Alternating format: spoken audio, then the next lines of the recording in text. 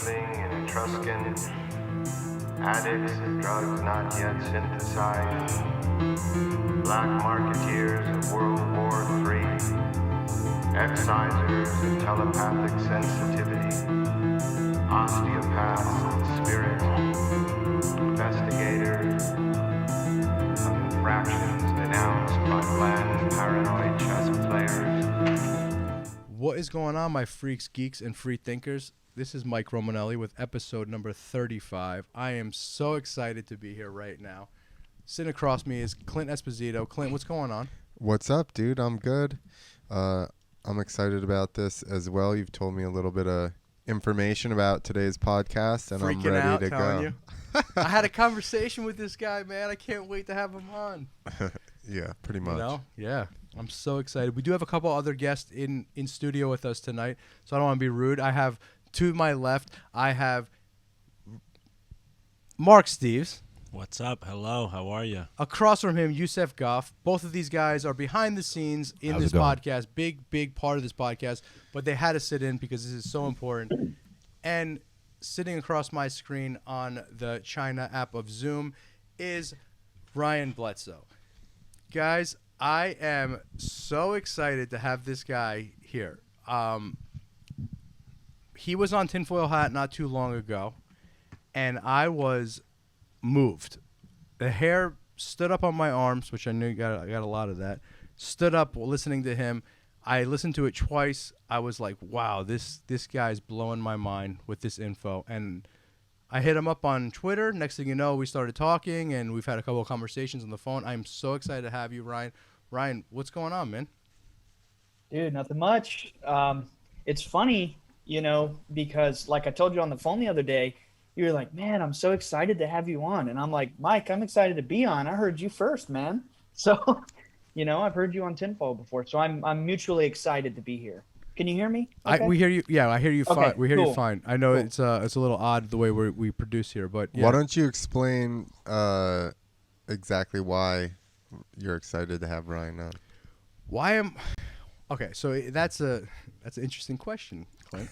Why am I so excited to have Ryan on is as much as he there was so much information and so much going on with his family and the visiting and all that stuff from whatever he called these. The bottom line is, why was I so excited is his message boils down to it's all about love and light and this energy. And he just got me he's just said all the right things. And I told you, Ryan, I didn't Google your situation, your family, all the like you were telling me about documentaries and all these things. I mean, your family is quite famous in the field of what we want to call it, paranormal Yeah. or extraterrestrial, whatever you want to call it. You're quite plugged in with that world. That's not what so much resonated with me. It was more the message that you were sending out. That message, every time you would go through with Sam, it was like the message was just about these light beings, and there were so many things that you talked about that just resonated with me. And it just felt like when I met Sam for the first time, it was like I feel like I knew this guy my whole life. And it was almost the same thing when you were speaking. Like you was like, wow, this is the guy that I knew this is what this is all about. Like when you and I had a talk and you were talking about I got to slow it down because the two of us are. So I told you I get these downloads. Right. So yeah. downloads, guys, just to slow it down. Like I call them downloads. At first I was thinking there was some kind of weird psychotic thing, but I get this like stream of information. And it comes to me, and I don't know when, and I have no idea how to get it, but every once in a while I will get these downloads of information. And at the end of the day, when you start boiling them down, it's always just about how there's this battle between darkness and light, and how light, if you believe in the light and you believe that there's these positive entities around you, you're going to be okay. And you just kept hammering that message along, even though as weird and as crazy as the stories were getting, at the end of the day, that was your message. And when I was speaking to you, I was talking to you about a experience I had with some plant medicines and telling you about my first positive one. And I was telling you how I prepared for that experience. I was 2 years with zero substance in my body. And then 2 weeks before that, that journey. I took nothing in my body, and anything that the shamans told me to ingest, I did. I stayed away. I was a pretty much vegetarian. I really took it seriously. And that first experience I had, I encountered a being.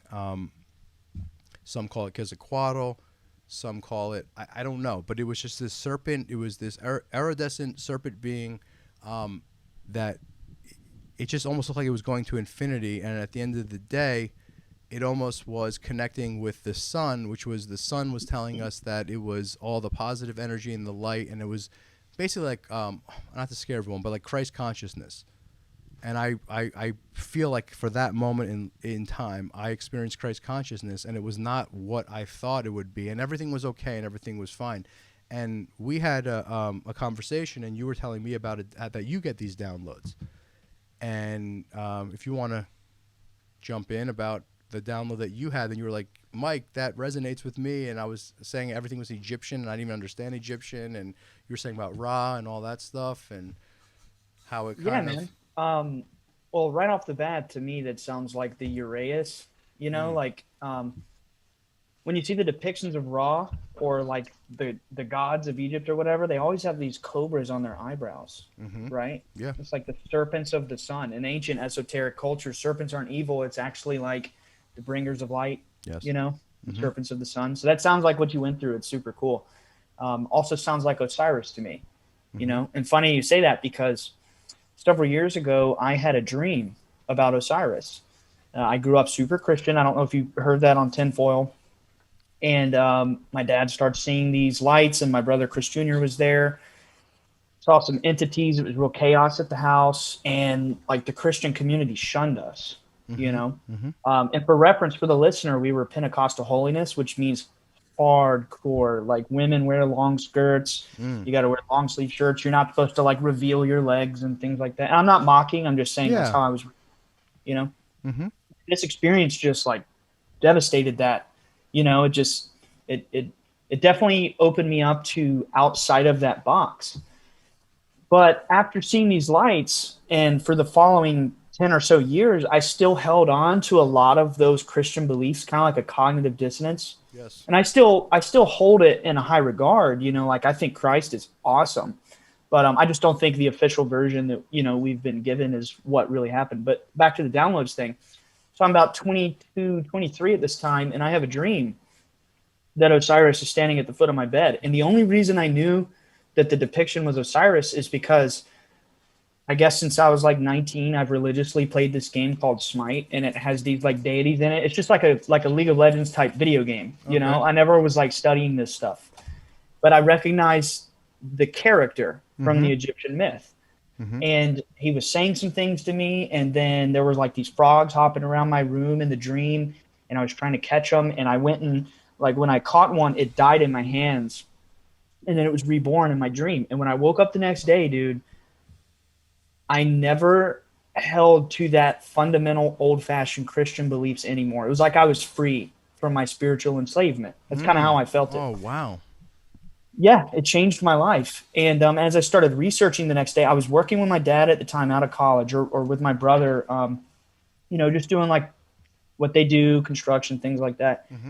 And I was thinking about it all day, like Osiris. I always thought he was evil. He's this scary green man who's like mummified. He's like the god of the dead, Yeah. And I started looking it up after work that day, just totally thinking hard about it all day. And I find out that the story of Christ actually is the story of Osiris. It's the same thing. And I kind of get the hunch that what you just saw was like the Great Pymander. You know the Great Pymander? No. Like the Emerald Tablets of Thoth. Yes. Okay. Yes. Yeah. So there's one of those texts in the Hermeticum is the Divine Pymander, and it's like basically says, this metaphorical depiction of Osiris is this cosmic dragon, I guess, so to speak. That's kind of what it sounds like. Yes, that is exactly what like a cosmic dragon. That's exactly what I saw. Ryan, you brought up the Christian values, and you said the bringer of light. That is a very, when you say that, and I was raised hardcore Catholic.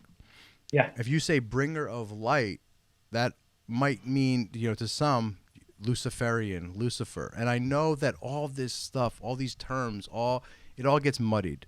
And we did a podcast earlier today, and we were talking about how just things get muddied. We're talking about feminism and how feminism, like that word and that term, where it's probably a very great. The idea of it's unbelievable, but it gets muddied, of it is great, and it gets dirty. And the same thing, like you said, the bringer of light. And if you grew up in a hardcore Christian, I grew up in a hardcore Catholic. You say bringer of light, it's like, oh, I know. It sounds Lucifer. Like Lucifer. You're Lucifer. It's an interesting one too. That is quite controversial, but it's interesting. Is like, okay, Lucifer, and it's like we were enslaved in these thoughts of what's bad and what's good, and you don't know what's right, but you know you can never fuck with what's right here in your heart. You know what's right and bad. You know what's right and wrong, right?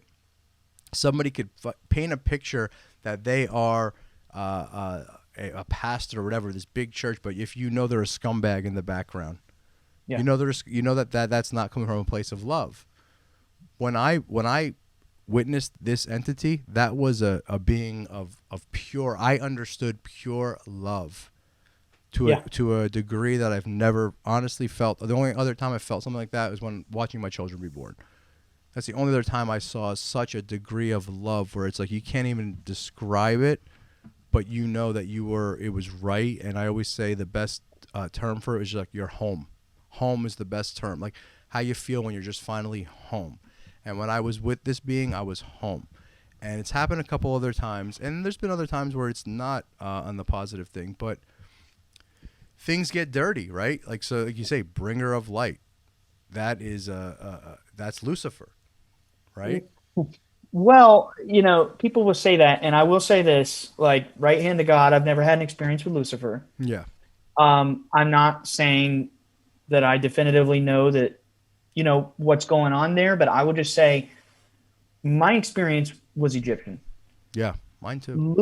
Right. And Lucifer is a later kind of like more Arabic, Judaic concept. People have their emotional attachments to those stories and belief systems. And my whole thing is there are older stories that might be more accurate models. So like Western esotericism is all about Lucifer. Like, you're a Luciferian. No, you're a Luciferian. Yeah. Well, it's like, what if there were older stories? Yes. That reflected what was going on, like Amun-Ra, the hidden one. Yeah. The invisible and the visible. So the invisible and the visible nature of creation. See, my thing is, I think these energies are metaphorical. When you get to the higher realm, I think that what's really going on here is there's just this infinite source of energy, right? And it's intelligent. And when it appears to us, to where our brain can interpret it, it kind of has these little faces and figures that we identify, and they might say certain things, but in reality, it's formless, like in the true reality. You know what I mean? So I do know what you mean. Yeah, like I think it's energies. I think it's these intelligences that can't be contained in these little flesh suits. And the Egyptians were scratching these symbols, like, this guy has a hawk head. That means he flies the highest and he's divine. Well, it probably means like the powerful forces of nature, Yeah. The frog, symbol of rebirth. Very metaphorical stuff, in my opinion. And then when you throw Lucifer into the mix, it's like this confusing, it's good. No, it's evil. No, I'm telling you it's good. So I just stay away from that. Division, exactly. It's just the division tactic, and it's just something to give you that guilt that we're brought up with, all kinds of guilt. Even just saying our opinions on things, that maybe all of a sudden you might be racist, you're sexist, you're this, you're that. It's just no. But I'm a firm believer that in your heart, your gut, what's right, what's wrong. Yeah. And when you witness these entities, or you witness or you encounter this supernatural stuff, when it's right and when it's wrong, and it's easy just to put it into a box and just be like, that's bad or that's good. And it's rough, man, because most of us have been growing up on some kind of value or Puritan value, or like Yusef is here, Muslim, like, right? I talk to you guys. I don't know if you want me to talk to you. No, that's fine. But we talk a lot, and it's crazy the similarities from being brought up Catholic and you Muslim about that, right? Yusef, like that guilt that you get. 100%. Right? That guilt. And I think it's because a lot of at least the big three, I would say Christianity, Judaism, and Islam, they they're pretty much all from the same main part of Judaism. But then I think that kind of goes to what Ryan was saying. These might come from stories from before then. Yes. And that these things are just adapted to control people in a certain region or at a certain time. Because, I mean, I definitely like to take the good out of religion, but I think there is some manipulation there done for control. Yeah. Of course, man. Yeah, I mean, control everybody with what's good, what's bad. And one thing you can't take away from us is what do we feel inside. Ryan, if you want to get into it, like, have you had any experiences with any of these beings that your family has had experiences with? Yeah. Do you want to tell us about maybe the first time you ever had one? Sure. So the first time was probably when I was 13. And back in that day, so this was 2007, my dad had this huge, just chaotic encounter. I don't know if you've looked it up between our chat now and when we last spoke. I still haven't. I was waiting to keep this I still haven't, but yeah. Yeah, so the Discovery Channel got involved, and we later found out the director of MUFON was a CIA plant. That was a whole thing, and I think I told you this on the phone, how they like pretty much did these deceptive editing tactics and pretty much told the world we were liars. But anyways, for anybody that wants to catch up on that, it's called UFOs Over Earth. It came out in 2008. Chris Bledsoe, that's my father. But I'll kind of recap the story. So, you know, I'm in middle school at the time, man. I'm 13. I'm not thinking about like beings of light and all this crazy crap. I'm thinking about, do girls like me? You know, just like normal things like that. And I can't wait to come home and play Xbox 360, dude. Like, I'm not thinking this existential crap. No 13-year-old in that day was, you know. And I get off the school bus one day, and my grandfather was my next door neighbor. We built a property on he had like a 6-acre lot, you know. So we were literally, our houses were almost touching. That's nice. I like that. And I get off the school bus. I go to visit my grandma and my grandpa. And at the time, one of my brothers was in high school. My sister was in elementary school. And then my oldest brother, Chris Jr., was out of school. So I was in this weird spot where it was like for an hour I was home alone at 13, you know. So I would go hang out with my grandpa next door and watch The Young and the Restless because my grandma just loved it. And I get there that day and I walk in and my grandpa says, "Have you talked to your dad, boy?" And I said, "No." He called me boy. He's real old Southern man, you know. I love that. He's like, you know, "Boy, your daddy's smoked some dope and seen some booger men last time." Oh, shit. I'm like, "What?" And my dad gets home at some point and I run over there to talk to my dad. And he's telling me, like, "I saw these beings in the woods last night and I saw these lights in the sky." So that's how I found out. And I'm going to tell you, like, you know, actually what happened. My dad, he used to be this really well-respected businessman in the town. He had like a multi-million-dollar construction company. He got really sick. He had Crohn's disease, which is actually incurable. At least, you know, I don't know if they've come out with new cures, but it was incurable at the time. Debilitating. He could only eat certain things, and it really messed with his schedule a lot, and throwing the stress of managing this huge company on there would make his Crohn's flare up.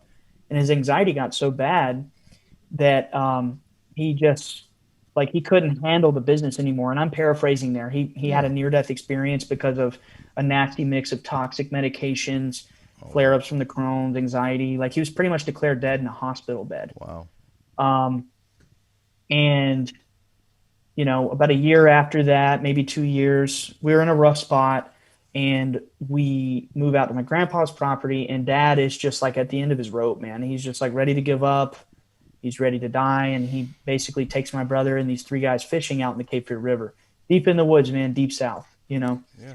So miles out into the wilderness, kind of. I mean, there's like trailers out there and stuff, but I'm just saying, like, you're not seeing this from the road. Yeah. Super dark back in there. And they're in this little, kind of like, I say the word cul-de-sac, but it's not a neighborhood. This is in the woods. Okay. So imagine you drive about half a mile into the woods on a dirt road. You're on this little cove that's like a circle, kind of like a cul-de-sac shape on a massive river. And they're just down in there fishing. And my dad is just like, you know, I guess he's bored of fishing, super depressed. He starts walking back up the path. And he's just kind of like literally wanting to die. He's just at the end of his rope, you know? And He's just like, God, either heal me or kill me. I've given my life to you. I'm ready for this to either turn around or I'm ready for it to stop, Wow. Walks up the path and he sees these two giant balls of fire in the sky. And they're just like sitting there. And he's kind of like freaking out. And a third one shoots up beside it. And when I say balls of fire, I mean like the size of the sun. It's twilight. So they're very bright. They're big. And he freaks out. He runs back down. It's nighttime now. My brother's freaking out. Like, Dad, where have you been? We've been searching for you for hours. I saw these beings in the woods. And there's just chaos. All the other guys are shouting. The truck is in a different spot. The fire is out. The fishing poles are all loaded up. And they're all arguing. Where have you been? Now, to interject right here, we later, through like the official investigation and everybody talking and recounting, it turns out my dad was gone 4 hours. Wow. Whereas from his perspective, he was gone no more than 20 to 30 minutes. So that's kind of like what's significant. The truck was gone. They're like arguing, having this commotion. And one of them says, look, and they look up in the sky and it looks like the stars kind of scrambled around. And then like 8 balls of like white light shot down and landed on the other side of the river. They're freaking out. They jump in the truck. They drive off. We later found out that some of the guys in the back saw this being like running on all fours and jump up and grab the truck. And then they drive up out of there and they see more crafts. And I really don't, it's such a long story. It would take the whole, that's okay. so I'm going to kind of get through it. But that's fine. Essentially it culminated to my dad getting back to the house after them freaking out, pure chaos. And there's an entity in our backyard. This entity is about 4 foot tall. It glows like the pale moon, and it looks like it's wearing pure glass, so it's translucent. Wow. It's not like they spoke or anything, but they just kind of stood there and looked at my dad, and it had a triangle on its chest and these bright red eyes. That's when it started. So I was 13 years old. It's crazy. Wow. It kind of turned our lives upside down. The church shunned us. The UFO world shunned us. So Everybody did. At this point, does your family come out and tell everybody about this? Is that's Nope. what happens? So what happened was my dad waited 10 months to report it because he and my mom were like basically fighting so bad about it. Because you got to remember, we were Pentecostal. Okay. Like in the frame of Pentecostal thinking, you can't talk about ghosts. You can't talk about anything that's not strictly mentioned in the Bible. There's no such thing as paranormal. There's no such thing as aliens. That's sinful. And if there is something, it's demonic, right? So my dad comes out telling my mom and our family, like, I saw these beings in the woods. They thought he was demonic. My mom called a preacher to come and pray the devil out of my dad. And I had to watch. How did that work? It didn't work. It was terrible. Yeah. I mean, my dad was very angry. And, it was just pure chaos. Wow. I'm sorry So- that you had to go through that. Ryan, Yeah, if you well- don't mind me asking, who do you report this to? Because I know you said like your dad waited 10 months, or like you don't just call up the local police department and just No. file a police report, right? No, you don't. So we were watching TV, and we used to watch UFO Files a lot, and we saw on there MUFON.com. So my dad goes on MUFON.com. He types up his report. He waits 10 months to hit send, and then when he hits send, 10 months later, within 7 days, he gets a message from MUFON. We're going to send you a packet in the mail. Draw what you experienced. Wow. So then my dad drew what he experienced after he got the package in the mail. And then within another week, I'm sure post takes a few days, but like a few days later, within them getting the drawings, they're like, we want to send an investigator to your house. Dad's like, okay. They send an investigator to the house. Then the investigator goes back, reports to MUFON. This is an abduction scenario with CE4 or whatever, close encounter, entity encounter is what the report said. And next thing you know, Discovery Channel's on our property. Wow. Like within months, They got a new MUFON director, James Carrion, mysteriously. And we later found out he was a CIA plant. We later found out that the reason they wanted to kind of hush do this investigation so quickly and throw it under the rug and like basically tell the public we were liars is because they knew it was real. They actually in our home showed me pictures as a little kid of entities and crafts identical to how my dad drew. They had records of this from the 1950s. These entities approached the government and they said something to the effect of like, stop using nuke. you're harming beings in other realities. Okay. That's what they told me, like to my, Wow. to my face. So they believed us, yet they smeared us. Yeah. Wow. So the ridicule from that was so just outrageous. We were quiet for 5 years. Mm-hmm. And then in 2012, my dad sees a lady. He's just asleep one night. It's Easter weekend. 3 a.m, he hears a voice that says, "Arise." And he gets out of bed, gets dressed. He walks outside, and the original entities. Now, I didn't go into the like regression thing, but we found out my dad had 4 hours missing time. Discovery Channel facilitated a regression. And there were also these 7 to 8 foot tall entities as well. Mm-hmm. And they told my dad all kinds of things like we're the guardians of Earth and we, create life and all that stuff. And we work for God and creation. They said that. Beautiful. My dad walks outside and those beings are standing there and they walk him through the woods in our property. Because remember, it's 6 acres. Yeah. And at some point when he turns around, there's like this etheric bull. It's kind of like a ghost. And this bull charges through him, knocks him over. He lays down on his back like just a burst of wind. It's not like it was really there. It was kind of floating, I guess you could say. He turns over, he gets up, and there's this floating lady.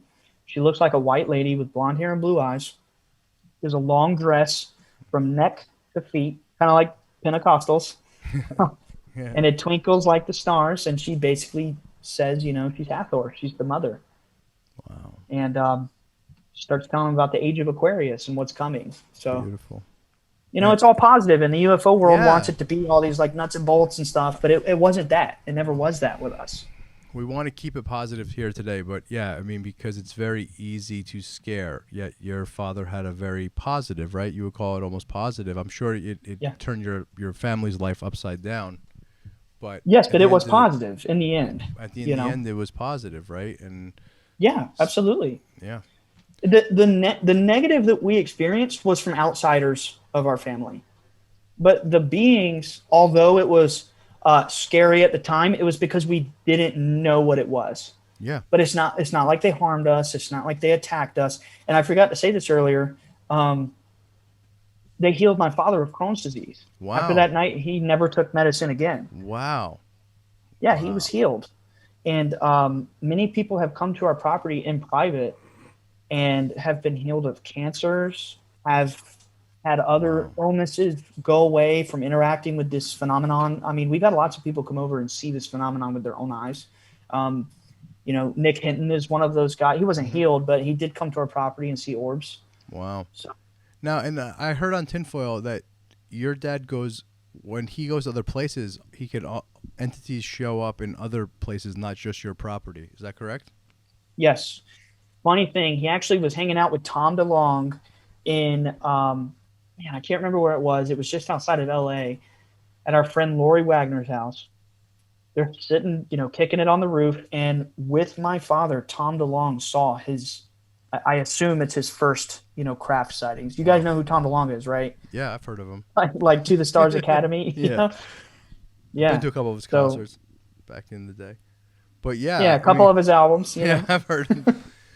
But so, Yeah. and you keep saying crafts. So do you believe they're crafts, or do you believe it's more of a what do you think? You've said the word craft a few times. Do you believe they're crafts, or do you believe it's more of something else? I think that, I don't know how much time we have. Do we have a while? Yeah, we got time. If you got time, we have time. I have time. Yeah, we have time. Yeah, so it's kind of a long story. I do believe they're craft. I believe they are also a race of beings. My dad has had some correspondence with like the Vatican, some Jesuit priests. It's a very long story, but for the listener who is not acquainted with this story, check out the book American Cosmic, called American Cosmic, Diana Walsh Pastolka, by Diana Walsh Pastolka. We know her personally, and we kind of like got her in touch with this dude with the Department of Defense, and she went off and wrote this book with, about her encounters with him. And the Vatican was involved at one point, and basically their research, part of it was reading the ancient manuscripts where when it spoke in the Bible about clouds of glory, where like Jesus will return on a cloud of glory, or God rode by night on a pillar of fire, and then on a day, or excuse me, by day, I just woke up from a nap, so That's fine. I got to get my head straight. It's all good. Pillar of a cloud by day, pillar of fire by night. The original word in the manuscript was opening, which is like the celestial angelic being that's like a chariot for the gods. So that's kind of like what the Vatican is insinuating, at least in our private correspondence, what was going on, as well as we've met with people with the Department of Defense, like the dude himself from American Cosmic. He has the pseudonym Tyler D. He brought some metals to our property, and he told us like it's organic. This material from these crashes are alive. Really? Yes. Wow. And so my personal take on this is that, these beings are dimensional. They come from like this higher place. And when they come into our realm, they can look and act more material, more physical. So them coming into our place, there can be some artifact of that transition. Like, when they're in this light realm or this light dimension, they're not physical, right? But when they come here, sometimes they might be a little more physical than they really are. That's my take on things. That makes sense. Yeah. What do you think, Mark?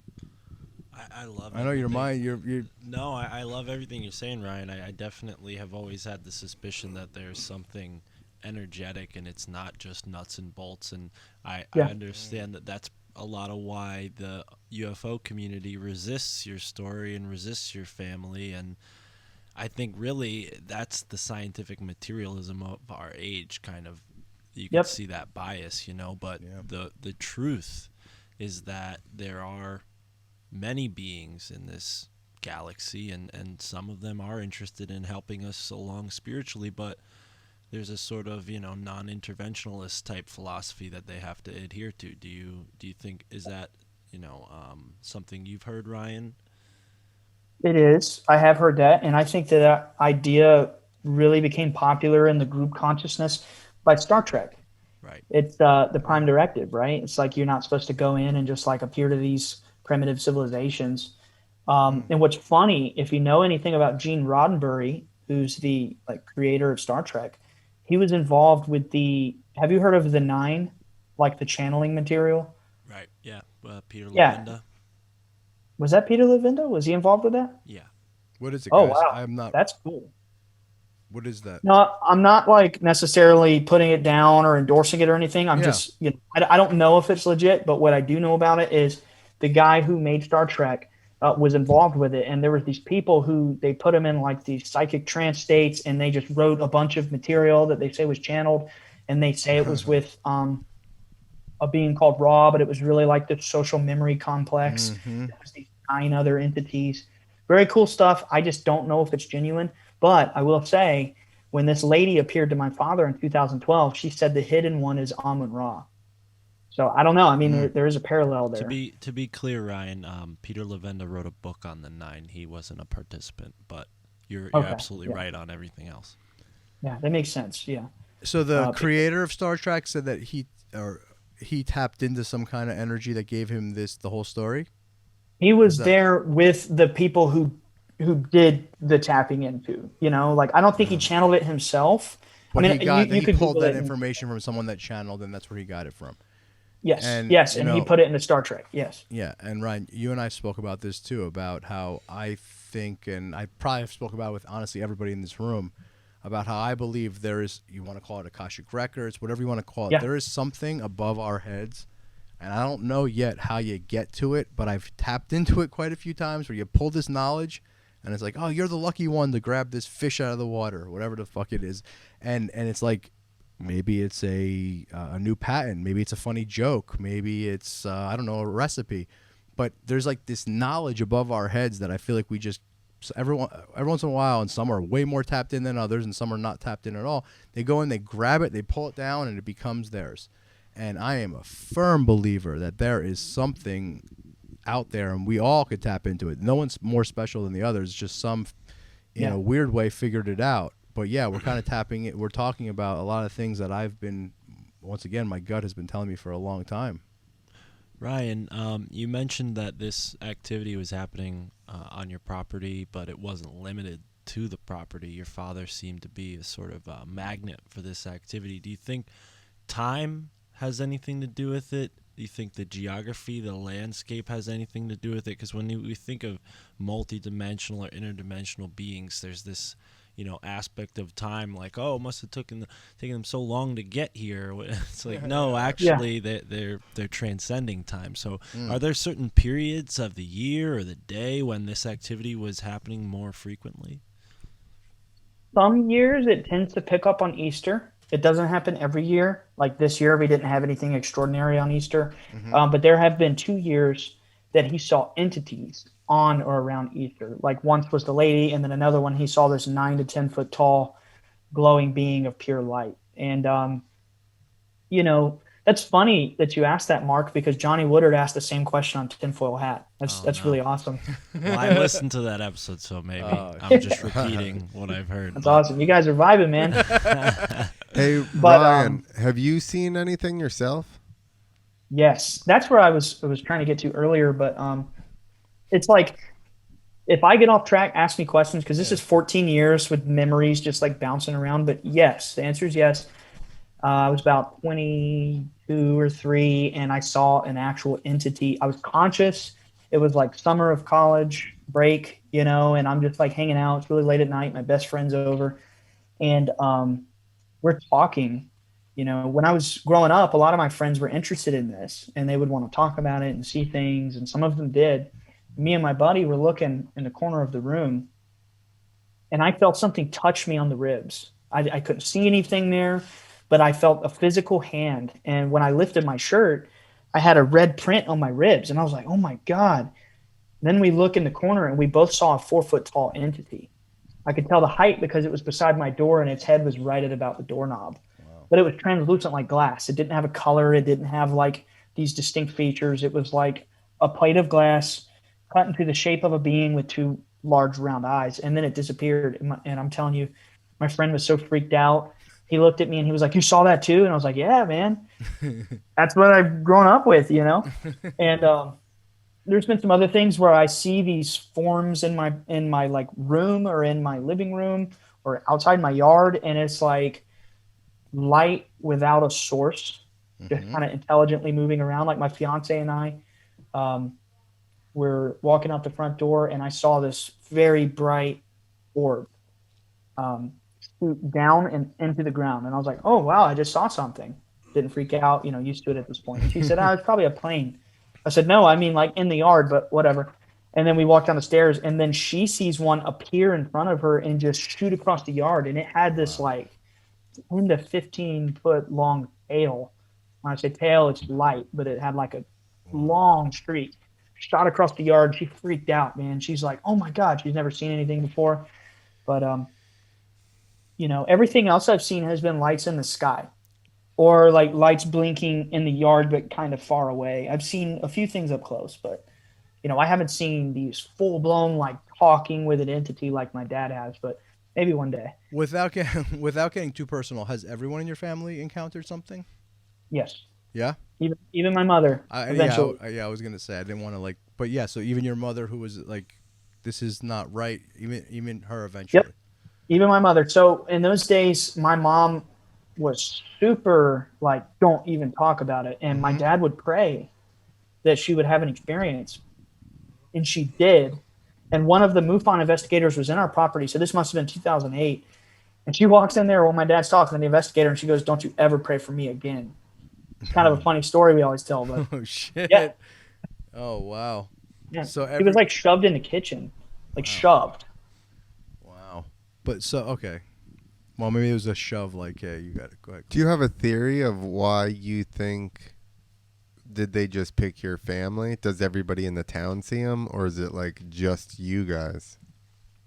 When people come to our property, a lot of times they do see things. You got to think it's been 14 years. I haven't really been on the internet except for the last year, so you guys are just hearing about me. But it's been out there, and hundreds have come to our property over the years, and hundreds have seen orbs, craft in the sky, whatever. Now, But that's just on your property, right? what's Like- around us? Like the surrounding, yeah, exactly. So the surrounding town, like if people don't visit you, do other people in town report stuff? Or Sometimes, yeah, Okay. sometimes they do. But I mean, it's like my dad goes out to places in Las Vegas or California, and those people start seeing them. That was so interesting. I feel like they're just following you guys. Yeah. So when I was in New York City, 2015, I was sitting with the director of the spy program for the United States government, a man by the name of Jim Simivan. He's the vice president of To the Stars Academy. We're chatting, we're like meeting for the first time, and we're sitting in this conference on, I think it's the Park Lane Hotel on Central Park. Okay. And we have this like PowerPoint thing, or he does, or one of us does, and we're showing him some of our videos. Like that photo I sent you, Mike and Mark. We showed him where that video was and some of our other stuff. And he came out and asked us, he was like, have you studied your DNA? And we said, no. And he said, you should study your DNA. And I guarantee you'll find something interesting. So we're like, oh, okay. We never been told this before. And we kind of have some ideas. We're not for certain. But when we looked into our DNA, it does. I mean, I think this is just weird. It's just a theory, but our name does go back to like King Henry the 7th and 8th. Like Bledsoe Castle in Bedfordshire, England. Margaret Beaufort was born there. She's the mother of King Henry the 7th, who is the father of King Henry the 8th. And their ancestors are the Tudors. So I don't know. Maybe that has something to do with it. Maybe some genetic thing. There's a cemetery in Aurora, Texas. You can Google this. It's kind of weird. It's one of the first ever like UFO crash. I'd say quote because I think it's a consciousness thing. But anyway, it's one of the first UFO crash stories in America. And the experience in 1897 in Aurora, Texas, happened at the Bledsoe Cemetery. For real? Yes. Dude, I love that he's telling us this and he's still blown away as well. We're just like we're just living like it's like just timelines. When you first heard that, were you just like, come on, bro? No, I mean, like, dude, I've been to bar mitzvahs or a bar mitzvah where the literal director of the CIA was there. And once you've like met some of these people and like I'm sorry, something dropped in the kitchen. Was that loud? That's fine. No, it's fine. We're good. Okay. So, when you meet these kinds of people and like people briefing the president on you and stuff, that kind of thing, there's a threshold for how much your mind can be blown. You know what I mean? After a while, it just stops being blown. Until I met Nick Hinton, then my mind started being blown again. Yeah? I got to get into this guy. I'll get you in touch. I already talked to him about you. Everyone keeps on the phone today. Blowing minds. Yeah, that's awesome. I mean, he was on Duncan Trussell. He's definitely blowing minds. But that's what did he do? What does he do? His name just he's keeps involved coming up. with a lot of stuff. I mean, he not anymore, but he used to be on this kind of Randonauts project, which is like using a random number generator to create random locations in on a map. Which is it his house? No, but you go to those places on the map, and it's supposed to generate a kind of synchronistic effect, and certain things may happen to just you because now you make the decision to go out of your normal routine to this randomly generated point in space. He was he's not associated with Randonauts anymore, but that's the type of caliber of interesting stuff he does. Got it. Yeah. Well, plus he just writes awesome conspiracy threads, and he's written a couple books, and he's just like got all this knowledge swirling around in his head. And he came and stayed with me, and we went randonauting together. And then I took him to meet my dad, and then we saw like over a dozen UFOs, and it rocked his world.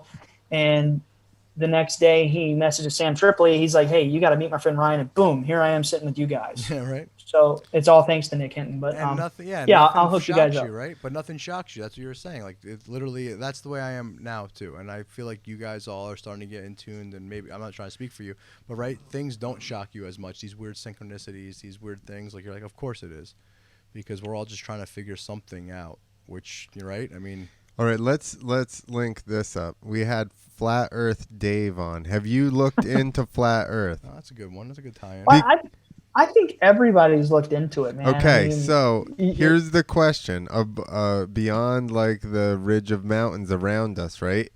If that's like another world or whatever, maybe these. Where do you think these? I'm trying to ask, where do you think these beings come from? Like, has anybody ever gotten any type of clue, like whether they're, obviously, I guess it's gonna be wherever we go when we eat too many, drops of acid or something. I don't know. Mushrooms for the podcast. I think that light beings come from the sun. I love that.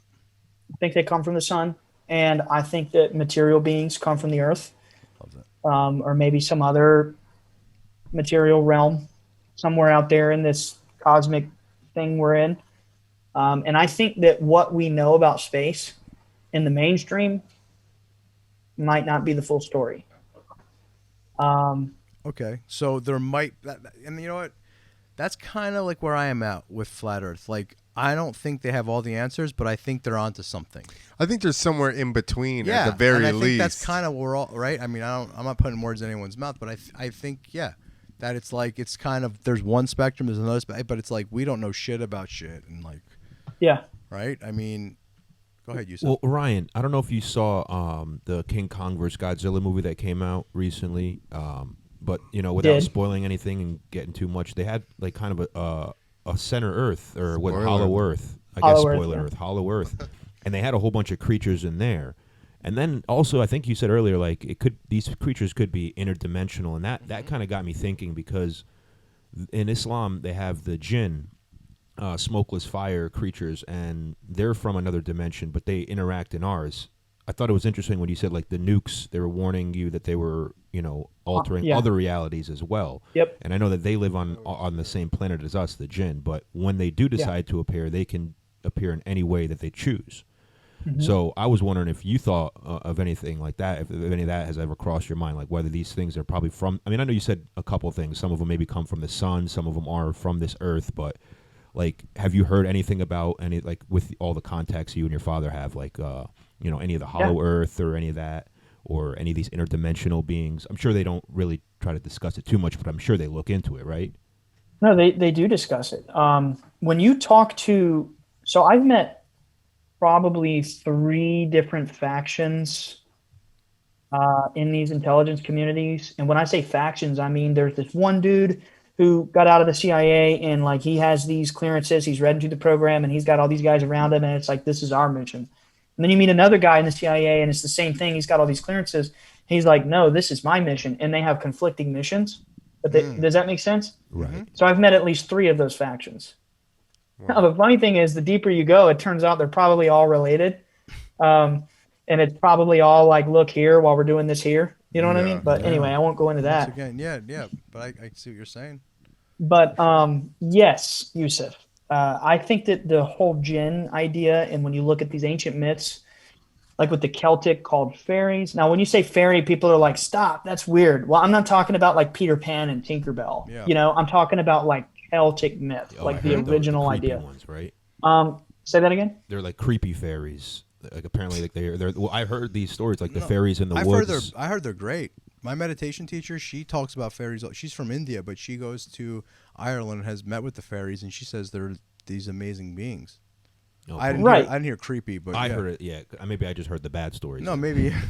Like, stay if away you look, from them. if you look in like, Middle East, Arabic ideas, and I'm very much generalizing there, but it's jinn, it's genie. You look at like Celtic, Irish, it's fairy. You look at Egyptian, it's Neteru. What do they all have in common? They're nature spirits. These beings are elementals.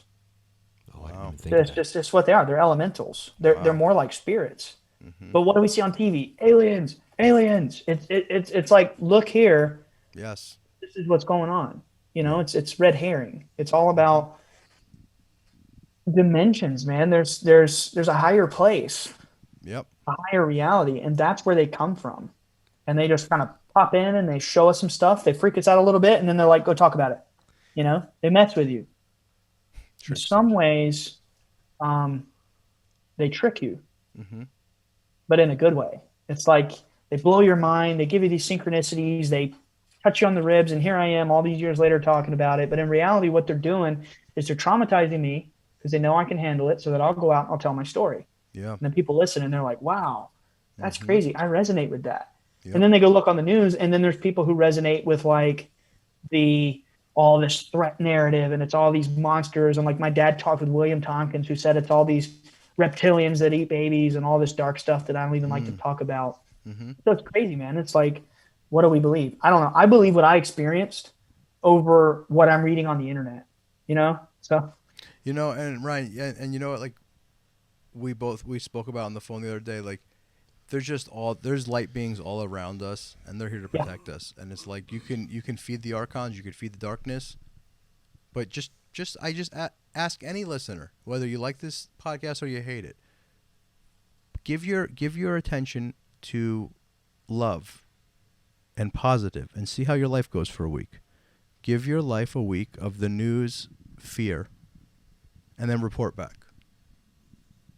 Like, I'll bet you money that I know what's going to happen, because I've experimented with myself. I'm constantly experimenting with myself, and I could tell you all the time, like, you know, you put the negativity in, you're going to only get negativity out. Like, you know what I mean? Like, I had this thing between our ears. It's a computer. We call it a brain, but it's a fucking computer, and like you could, whatever you put in there, like that's what you're going to get.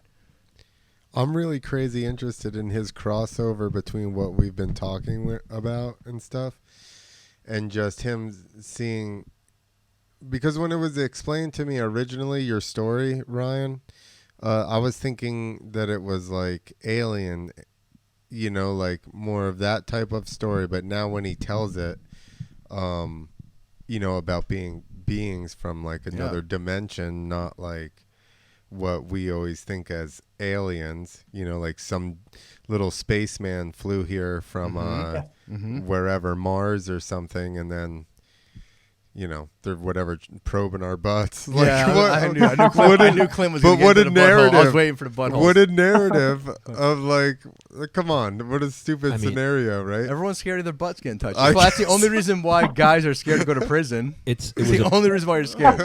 Otherwise, it's called vacation. If nobody touches your butt, it's like, I don't have to pay any bills. It's vacation. But yeah. So, you know, everyone's scared of that butthole getting touched, and that's like why they do it to the aliens. Oh, we're going to probe your butt. I mean, it was a bad joke I used to try to tell, but it was. It's like, how come all of a sudden, once homosexuality was accepted in the South, they stopped getting anally probed? Like, I feel like that was just their excuse to just go do gay stuff in the woods. That is a good excuse, right? Yeah. Okay, I'm sorry, Ryan. But no, it's great. I'm trying to a bunch of comedians in the room. I'm trying to tie in like the flat Earth stuff. I like the thought of that. Obviously, what he's talking about is, like we've referenced, if you take a lot of... Have you ever done any psychedelics, Ryan? I have not. As weird as my stories are. I feel like you don't need to. I think that's beautiful. I feel like you're seeing what we see when we eat stuff like that, bro. Normally.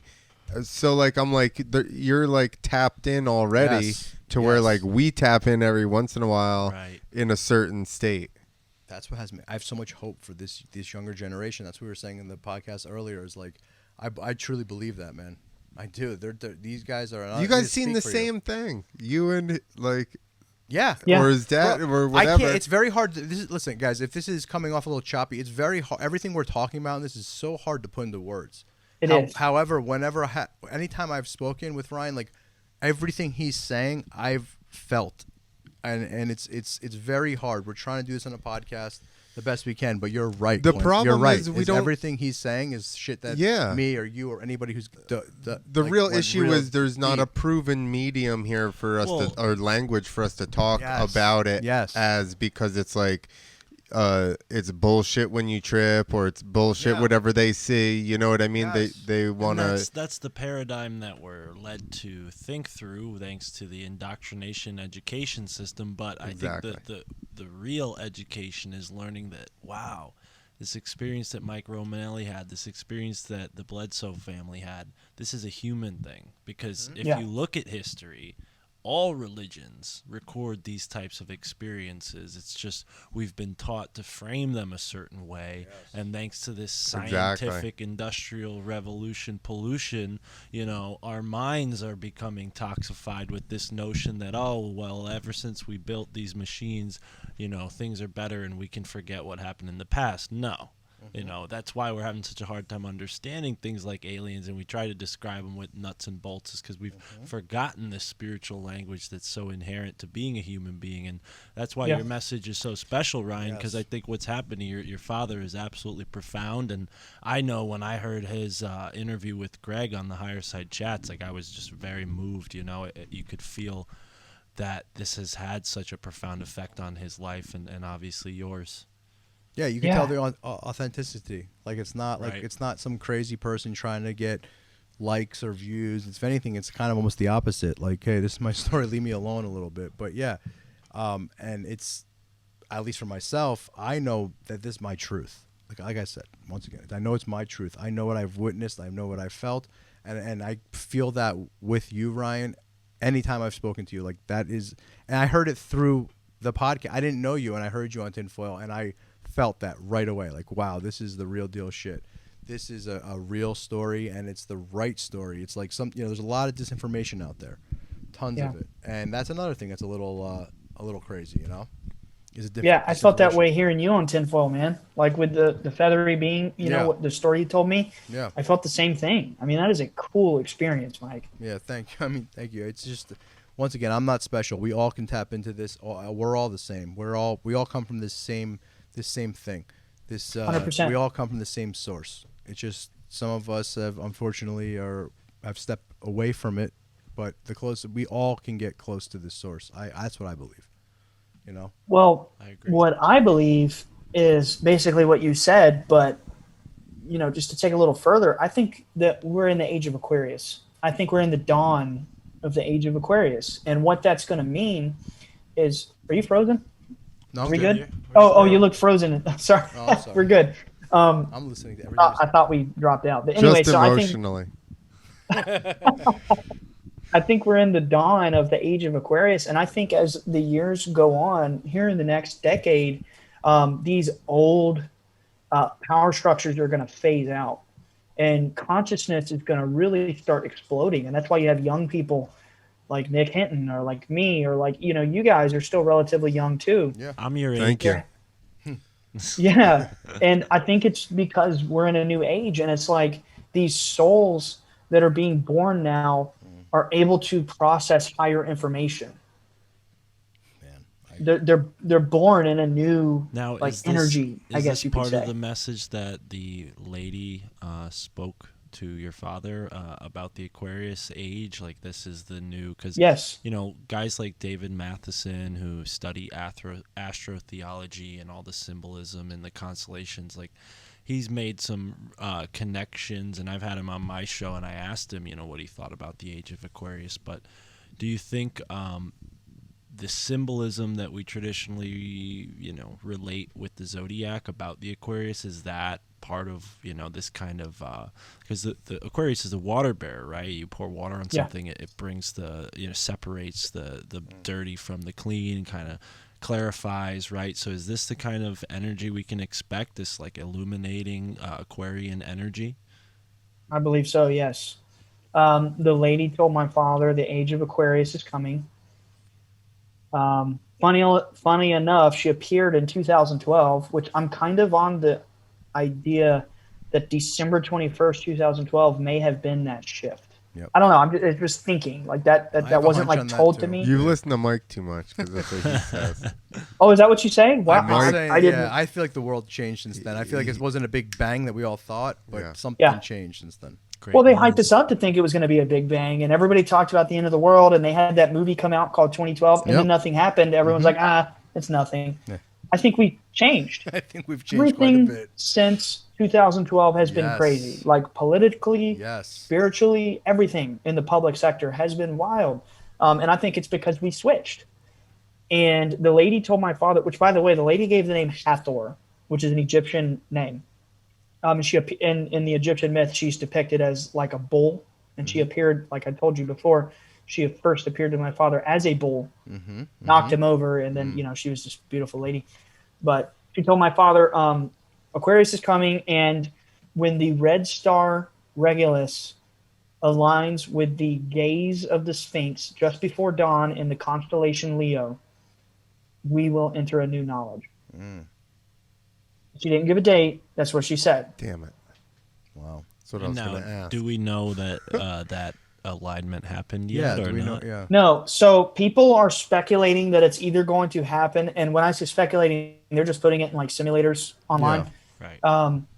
They're speculating that it will happen either the spring equinox in 2026 or the fall equinox in 2026. I could see. We got so long to wait. I could still. see, but I could see that. To me, it seems like an 8. It seems like we're really getting to the end of something. Yeah, I I hope tribulation. so. I mean, it seems I like we're feel at like the it's end going to of be something. rough though before we Yeah, get it's been through rough.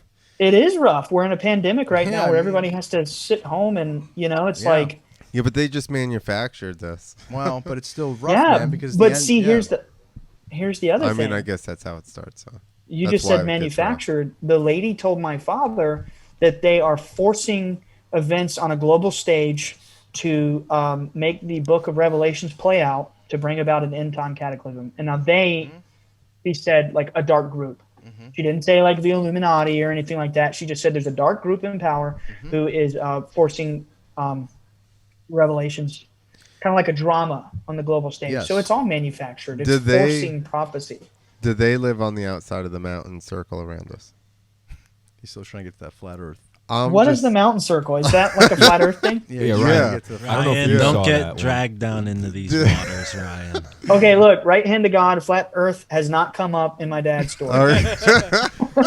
So Clint's just riding the flat Earth high. Now, do you believe, like some people, that even the folks on the dark side of this kind of game are soul spiritual beings who are kind of playing a role? Is this something that's been communicated through your relationship with these otherworld entities, that we're all spiritual beings ultimately? Is that kind of the idea? And even those who are kind of trying to bring about this apocalypse, they're ultimately just fallible souls, just like you and I, right? Would you agree with that, Ryan, or no?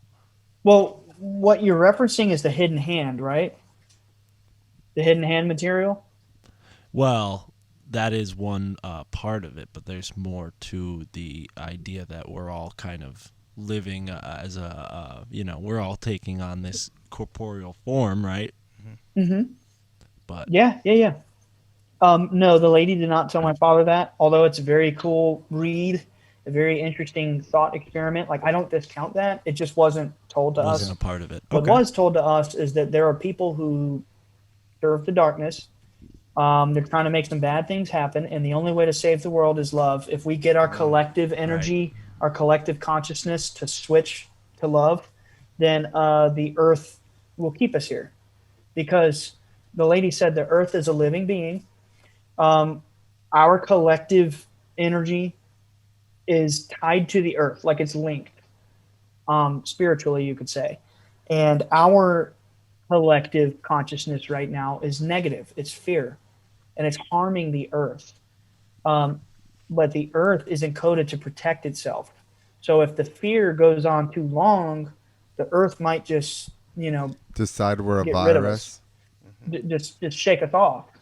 So I'm putting it nicely, but that's kind of what my dad was told, and we have to like spread love. That's why I'm out here talking about love. Yes. If 1,000 people hear me, I just helped 1,000 people find love, and And better if- than zero. Hey, Ryan, if 2 people, you did your job.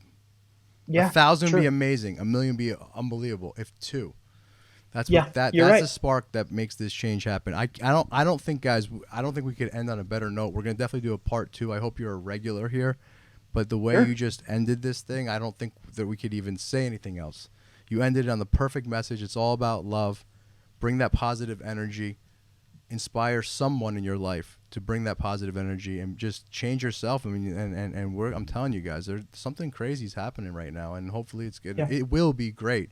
It's gonna be bumpy, but something's happening. Ryan, thank you so much. Where can anyone find you? Is there anyone you want to send anybody? He's got Well, a new I just have a podcast Twitter. in the works. Yes, I do. I have a podcast. Hopefully, the first episode will come out in June. It'll be called Bledsoe Said So. And Nice. I like that. We're gonna have you on before you release it, but okay. oh, for sure. Yeah, we'll reschedule, man. And then I just have a Twitter. It's Ryan D Bledsoe, and that's where you can find me. I mean, I have an Instagram, but I don't use it. So Good for you. It was so nice having you, man. Thank you so much for coming on this little show. It's great talking to you. We're also thanks for appreciative. having me, guys. Thank you. Thanks, man. Everybody, Swarm, we love you.